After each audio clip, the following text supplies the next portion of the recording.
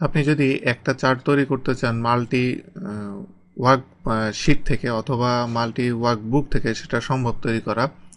তো সেটা তৈরি করতে গেলে এখানে দেখেন যে কম্বো চার্ট যেটা, এটা একটা ওয়ার্কশিট, এবং এখানে প্রথম আরেকটা আছে যে চার্ট ডাটা, এখানে অনেকগুলো আছে। কম্বো শিটের ভিতর থেকে আমি একটু ডাটা নিব, আর চার্ট ডাটা থেকে আমি আরেকটা টেবিল নিব, নিয়ে এই দুটোর কম্বিনেশনে আমি একটা চার্ট তৈরি করব। তো প্রথমে আমি এখান থেকে একটা রেঞ্জ নিলাম, নেয়ার পরে অল্ট F1 দিয়ে আমি একটা টেবিল তৈরি করলাম, এখান থেকে চার্টের টেবিল। এটা তৈরি করার পরে এবার আমি চার্ট ডাটা যেটা, সেটার ভিতরে যাব, যাওয়ার পরে এটার ভিতর থেকে আমি, ওখানে আমি জোন 1 নিয়েছিলাম, এখানে আমি জোন 2 যেটা, জোন 2টা আমি নিব, নিয়ে Ctrl+C কপি করলাম। করার পরে এবার কম্পো চার্টে যে, চার্টের ভিতরে যে আগের মতোই জাস্ট পেস্ট করব। এখানে পেস্ট করার পরে দেখেন যে ওইখানের ভ্যালু এবং এখানের ভ্যালু, দুইটা ভ্যালুর কম্বিনেশনে এখানে অ্যাকচুয়ালি চার্টটা তৈরি হয়েছে। তো এইভাবে এখন আমি এখানে কিছু ফরম্যাটিং আমি কিছু চেঞ্জ করব। এখানে ফরম্যাটিংটা চেঞ্জ করার পরে এখানে দেখেন যে জোন 1 জোন 2 এসছে, দুইটা জোনের জন্য, যদিও দুইটা ডিফারেন্ট শিট থেকে এসেছে।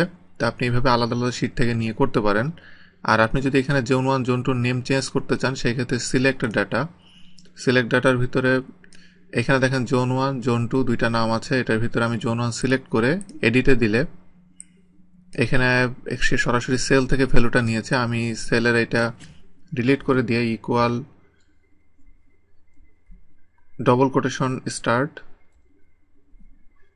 এরপরে এখানে আমি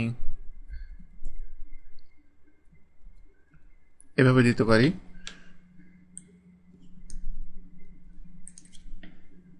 দিয়ে ডবল কোটেশন স্টপ, এটা দিয়ে ওকে দিব। ওকে দিলে এখানে দেখেন যে সেলসটা কিভাবে এখানে চেঞ্জ হয়ে গেল। একইভাবে আমি জোন 2তে এডিটে দিয়ে আমি আগে কপি করে রেখেছিলাম, সেটাই জাস্ট আমি এখানে পেস্ট করব, ডবল কোটেশন স্টপ, ওকে। ওকে দেওয়ার পরে এখানে দেখেন যে এখানে এটা কিভাবে এখানে চেঞ্জ হয়ে গিয়েছে। তো এইভাবে আপনি চাইলে আপনি আপনার মতো করে আপনি ডিফারেন্ট ওয়ার্কশিট থেকে আপনি চার্ট তৈরি করতে পারবেন, অথবা একই মেথডে আপনি চাইলে ওয়ার্কবুক থেকেও আপনি এই চার্টটা তৈরি করতে পারবেন।